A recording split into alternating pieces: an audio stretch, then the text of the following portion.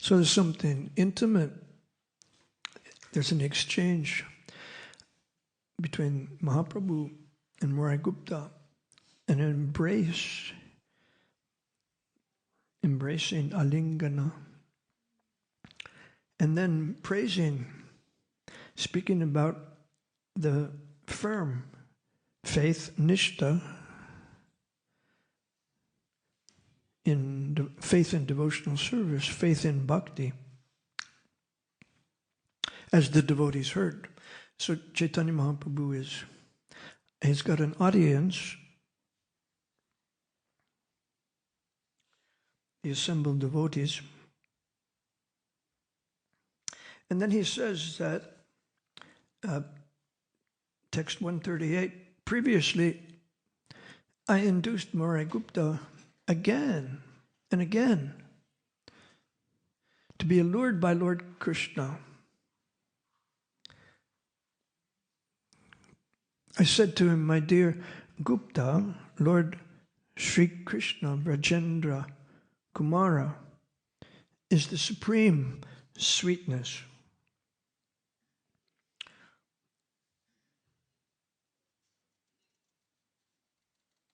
So, I think you should be attracted to this supreme sweetness. Parama, Madhura. Madhura means sweetness. And Parama means the supreme sweetness. Generally, the definition for sweetness is something that softens intensity. You might have experienced something very intense, or you might have experienced a person who has a lot of intensity. But if he exhibits some sweetness, then that softens the intensity. We could say that about Krishna. He has the Aishvarya, he's the supreme controller, he has a lot of intensity. But the Madhura aspect of Krishna, his sweet character, softens that intensity.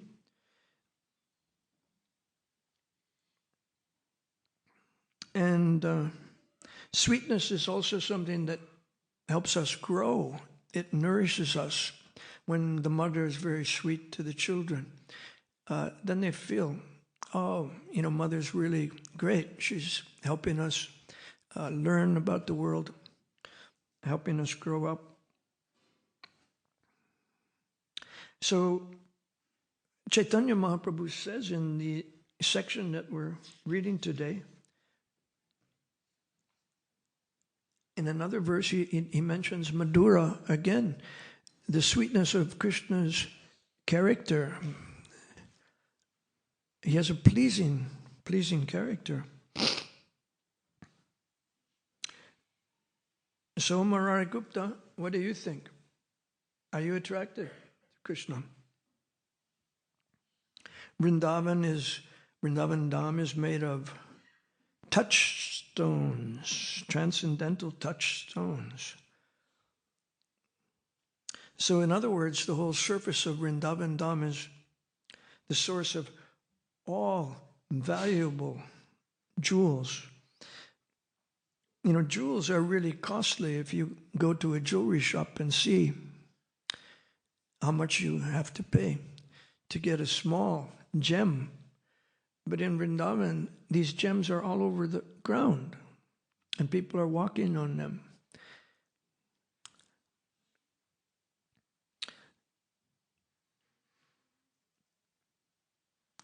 And in Vrindavan, the number of cows is unlimited. Here, the herd is limited to a certain number. Shyamasundar Sundar was saying a couple of days ago, we have 60 cows. But in Vrindavan Dham, unlimited cows. So the best way to conceive of this, if you want a concrete example, is think of all the cars that we see daily and imagine that they were all cows, and people valued cows as much as their cars, and they all had, probably they didn't even have cars anymore because they just wanted ox carts. So the whole cow civilization could be there. That's how it is in Vrindavan. And these cows can fulfill everyone's desires in Vrindavan. They're Kamadhenu cows. And the speech of the people in Vrindavan is like music. It sounds like music, people speaking. And therefore, Chaitanya Mahaprabhu says in this section also that Krishna's pastimes are melodious, like many nice melodies. We all like melodies in the kirtan. We love it when the kirtan is full of great melodies. So Chaitanya Mahaprabhu wants to tell Murari Gupta about these things and attract his mind to Krishna. He says Krishna, in 139, he says Krishna is the Supreme Personality of Godhead. He's the source of all incarnations, the origin of everything.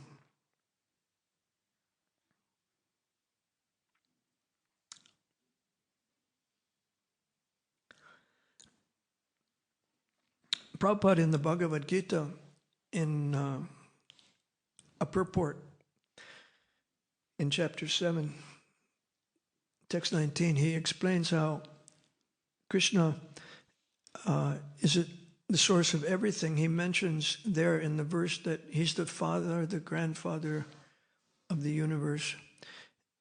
And he explains that every one of us has relatives who are our parents and our grandparents. So he brings in the idea of parent and grandparent, which Krishna is saying, I'm the father, the grandfather, the grandmother, and so on. And he says, Prabhupada says in the purport, just think for a minute about your relatives. Who are they? They're all Krishna's marginal energy, aren't they? They're the jiva Shakti of Krishna, the minute part and parcels of Krishna. That's who our grandparents and our parents really are, Prabhupada says. Therefore, he writes, one's grandparents and parents are nothing but Krishna. So that's quite a transcendental way to see it. We usually think in terms of the personalities that our relatives have, but Prabhupada sees their connection to Krishna, and he says they're nothing but Krishna. So in that way, Krishna is the source of, that's an example of how Krishna is the source of everything. And Krishna is pure transcendental love itself. Pure transcendental love, the words for that are nirmala, prema. Nirmala means there's no contamination, it's pure love. When people say God is love, it's true, isn't it? But many people don't know these words, nirmala prema, or pure transcendental love. How is that love of God transcendental and pure? So this Chaitanya Charitamrita is the postgraduate study of these things. So we'll get some special insights. Therefore, the book distributors are fired up to distribute the Chaitanya Charitamrita sets. And here it's also said, Lord Chaitanya says to Murari Gupta, Krishna is the reservoir of all pleasure. Sarva rasa, all the rasas. He gives pleasure to everyone in a relationship with him. Then in text 140, Mahaprabhu says Krishna is the reservoir of all transcendental qualities. When we study the qualities of the devotees, sometimes we look at that list, the qualities of the devotees. The qualities are really nice. Devotees can have really nice qualities. And we should try to. Prabhupada said it's very important that our character be nice. And so these qualities, they're just a percentage of Krishna's qualities. Krishna is like a mine of gems, a whole mine of gems. all kinds of gems, so many gems and mines. He's expert at everything. So we have, Krishna's our best friend. It's good to have a friend who's the best, most expert at everything. You can always rely on such a friend. He's very intelligent and he's sober, and I think that's Dhira. Yeah, Dhira. And he's Rasika Shekhara, the master of all transcendental humors. I met a Rasika Shekhara Das the other day at the Goshala. He's an older man. And he distributes bowls with vegetables that are cut up for the people to give to the cows. And he told me how he became a devotee. And he said the humor of Kadamba Swami attracted him to become initiated, his sense of humor. Here, so he got the name Rasika Shekhara Das, the servant of the master of all transcendental humors. More humor by Kadamba Swami. He named him with a name that means humor. Then in the next verse, we have his character is very sweet, as we read a little, as I mentioned a little earlier. And his pastimes are melodious. He's expert in intelligence. And thus he enjoys all his pastimes and mellows. So this is what Lord Chaitanya was telling the people. And he's going to tell them about Murari Gupta's firm faith. So he says, now listen, I requested Murari Gupta, dear Murari, please worship Krishna and take shelter of him. Except for his service, there's nothing to appeal to the mind. How can anything appeal to your mind except Krishna's service? So Lord Chaitanya, he's in the mood of the purest devotee of Krishna. And that purest devotee of Krishna, nothing appeals to her mind except Krishna. So that's what's being expressed here. Then Chaitanya Mahaprabhu continues, text 143. In this way, he heard from me,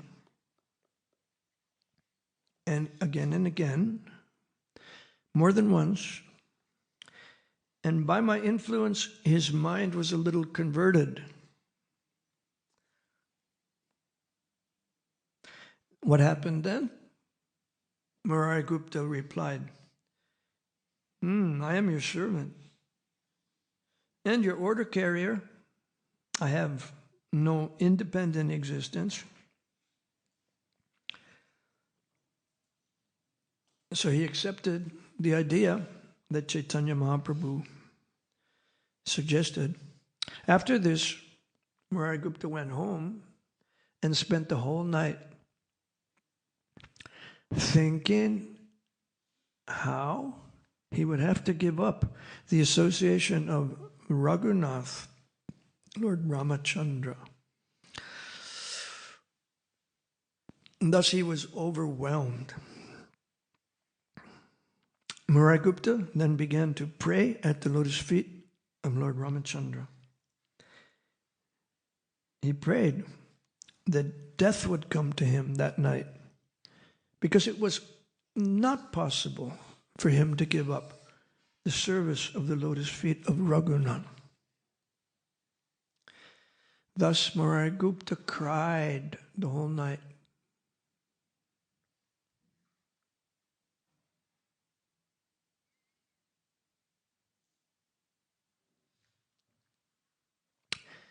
There was no rest for his mind. Therefore, he could not sleep, but stayed awake the entire night. In the morning, Murari Gupta came to see me, catching hold of my feet and crying, he submitted an appeal. Maharaj Gupta said,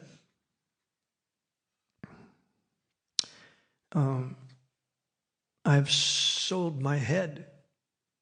I've sold my head. Imagine that. I have sold my head unto the lotus feet of Raghunath. I cannot withdraw my head, for that would give me too much pain. It's not possible for me to give up the service of Raghunath's lotus feet. However, at the same time, if I do not do so, I shall break your order, Mahaprabhu. What can I do? In this way, Maharaj Gupta appealed to Mahaprabhu. He appealed to me, saying, you are all merciful, so kindly grant me this mercy.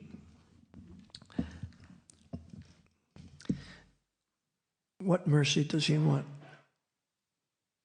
He says, grant me this mercy. Give me this mercy, Mahaprabhu. Let me die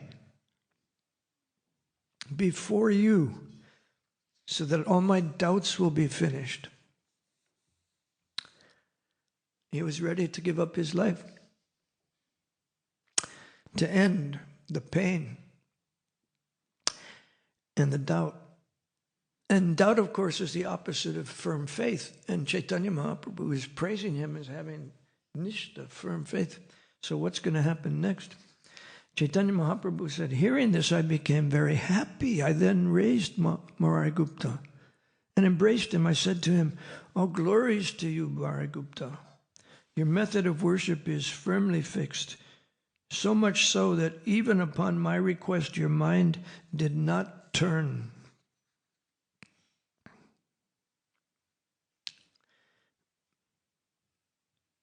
Then Mahaprabhu quotes a verse, or Krishnadas Kaviraj quotes a verse that Mahaprabhu said,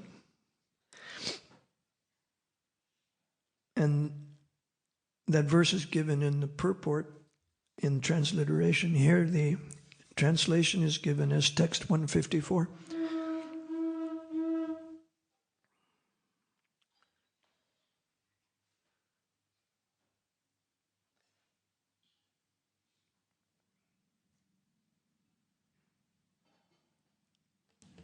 Jai Shri Radha Gokulananda Sitaram Lakshmana Hanuman Shri Gauranitai. Yesterday I was thinking how this is such an appropriate pastime for the Bhaktivedanta manner, because we have the deities of Raghunath here, Sita, Hanuman, Lakshman, and Radha Gokulananda, and Gauranitai. So we're talking about all of them.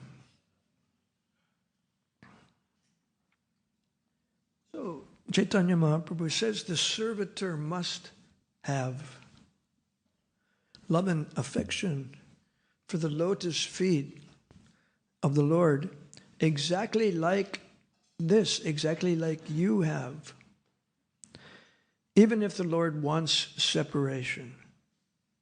A devotee cannot abandon the shelter of his lotus feet. Purport. The word Prabhu or master indicates that the Lord is to be continuously served by his devotee.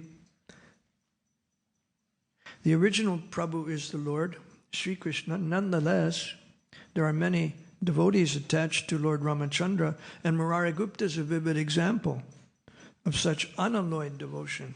He never agreed to give up Lord Ramachandra's worship, not even upon Sri Chaitanya Mahaprabhu's request. Such is the chastity of devotional service as stated in the Antya Leela of Sri Chaitanya Charitamrita. And that verse reads, Sebakta Danya, and so on. I'll just go down to the next paragraph. In a firm relationship with the Lord, the devotee does not give up the Lord's service under any circumstance. As far as the Lord himself is concerned, If the devotee chooses to leave, the Lord brings him back again, dragging him by the hair.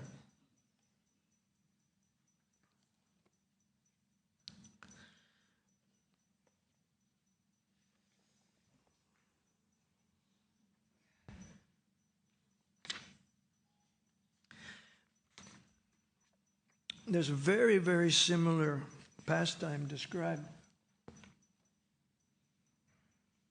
in the place in the Chaitanya Charitamrita that contains this verse. This verse is from Antya Lila. So I'll just tell you about that. It's a parallel circumstance.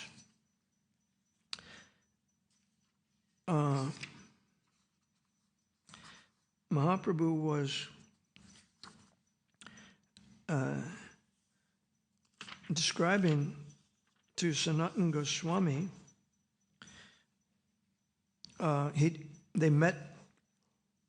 Mahaprabhu met Sanatana, and he said to him, your brother, Srila Rupa Goswami, was here for 10 months. He left for Bengal just 10 days ago. And then he gives him some news that he learned from Rupa Goswami. He says to Sanatana, your brother, Anupama, is now dead. He was a very good devotee who had firm conviction in Raghunath, Lord Ramachandra.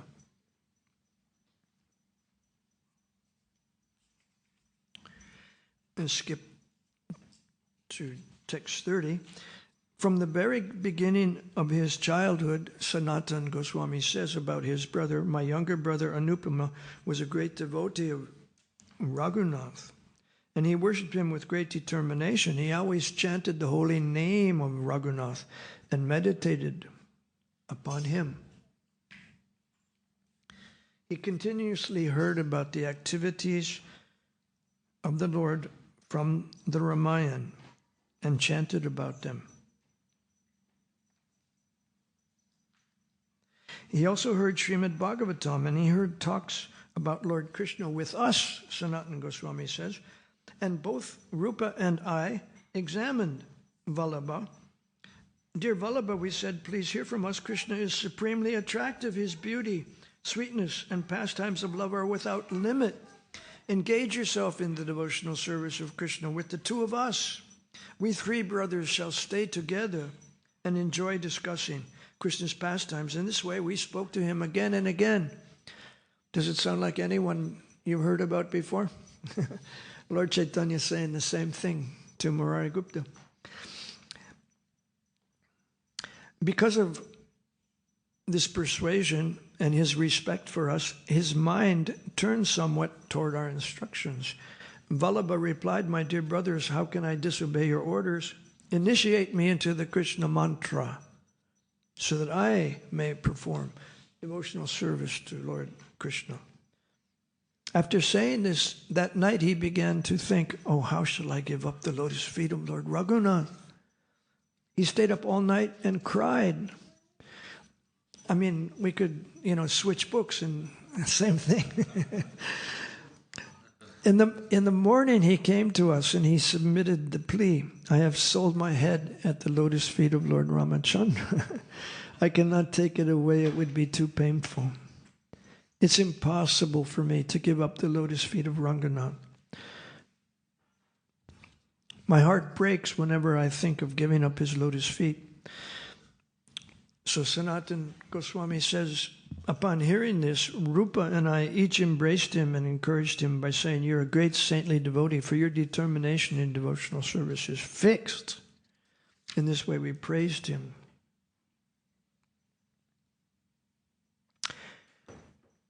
And then Mahaprabhu says to him, there was a similar incident with me concerning Murari Gupta. And then he quotes this verse, glorious is that devotee who does not give up the shelter of his Lord, and glorious is that Lord who does not abandon his servant. Even if the devotee chooses to leave, the Lord brings him back again, dragging him by the hair. If by chance a servant falls down and goes somewhere else, glorious is that master who captures him and brings him back by the hair.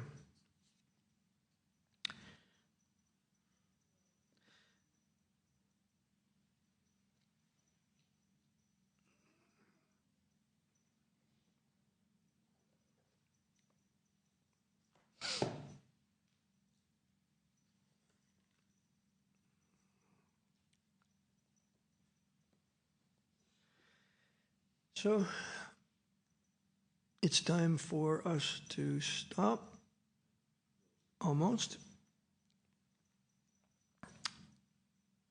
You can ask some questions. I'll just tell you there are, in the Chaitanya Charitamrita, there are other pastimes about Murari Gupta, some biographical information. For example, just one example. When Murari Gupta was living in Navadvip, when Lord Chaitanya was born, and he was a Kaviraj, he was an Ayurvedic physician, and he lived near the house of Jagannath Mishra. So he would see Lord Chaitanya's pastimes as a baby and as a child, and even as a householder. He observed Lord Chaitanya's pastimes during the first 20 years of his life, and he made notes. He wrote these down, and then he gave these notes to Krishnadas Kaviraj. There's other information also. Any questions, dear devotees?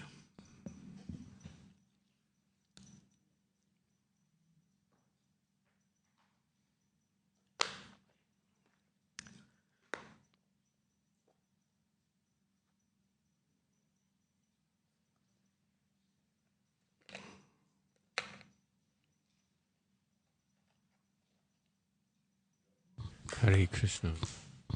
Hare Krishna.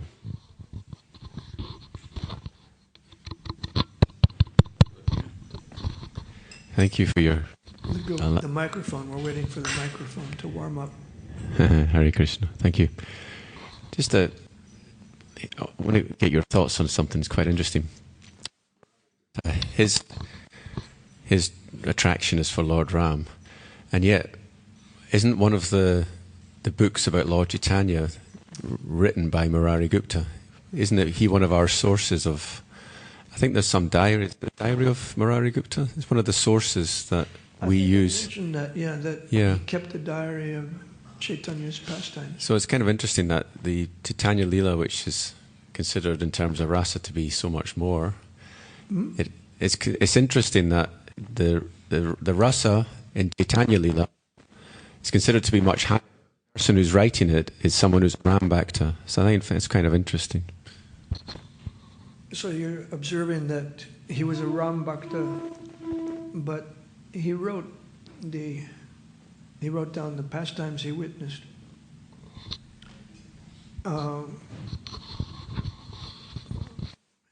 Maybe that was the Lord's arrangement.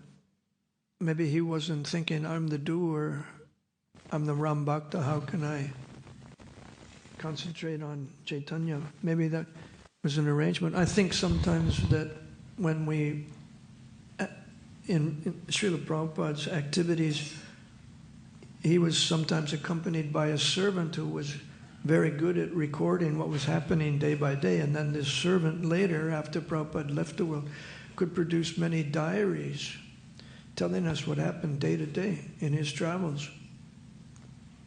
So whose arrangement is that? That must be Krishna's arrangement, that Krishna sent a servant who was intent on keeping a diary, and other servants were less intent. Once I said to my god brother Gopal Krishna Goswami, Maharaj, you do write well, you write excellent homages for Srila Prabhupada's Vyas Puja. Are you going to maybe write a book about your experiences in Srila Prabhupada's service? And he said, I can't, unfortunately. I didn't keep a diary. So that's a case where maybe he was too busy and he was so absorbed. But we can also see that if someone like Hari Shari kept the diary so diligently, or Maharaj Gupta kept the diary, that was perhaps the arrangement of the Lord, so those pastimes could be passed down.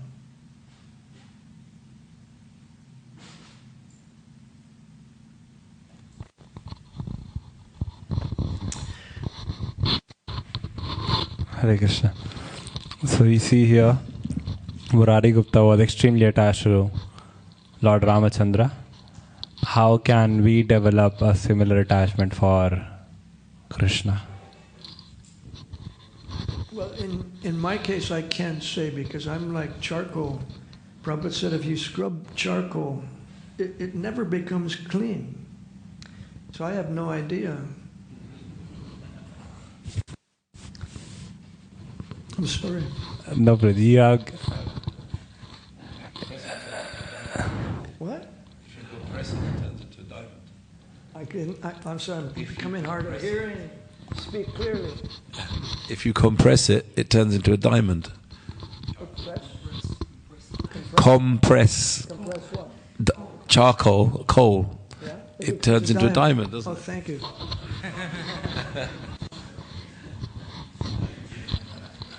No, why I asked this question from you, Prabhuji, because you have given your life to Krishna, so definitely you must be having a lot of attachment, so you're the right person to answer this.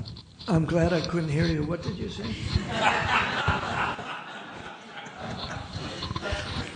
Why I asked this question from you is, you have given your life to Krishna.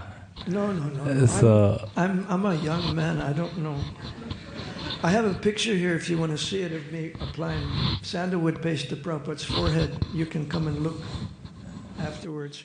You know, Prabhupada appeared 60 years ago. We just celebrated the anniversary of Prabhupada's coming to America, And just for your information, kind of like just as a biographical detail about my life, I joined Prabhupada's movement after meeting his devotees a few times, and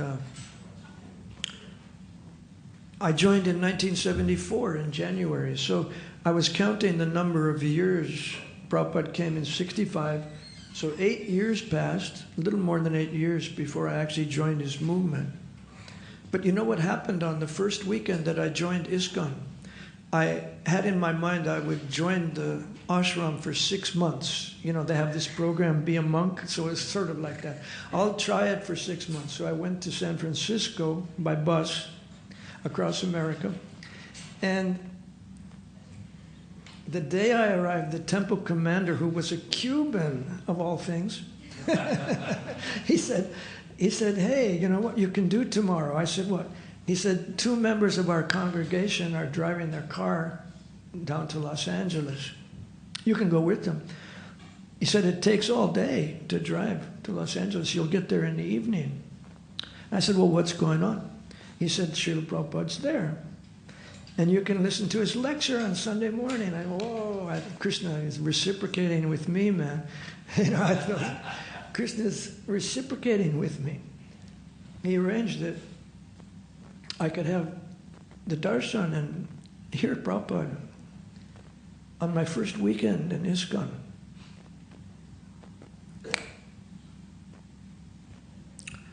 Okay, we'll stop there. Thank you very much, Hare Krishna. Srila Prabhupada ki.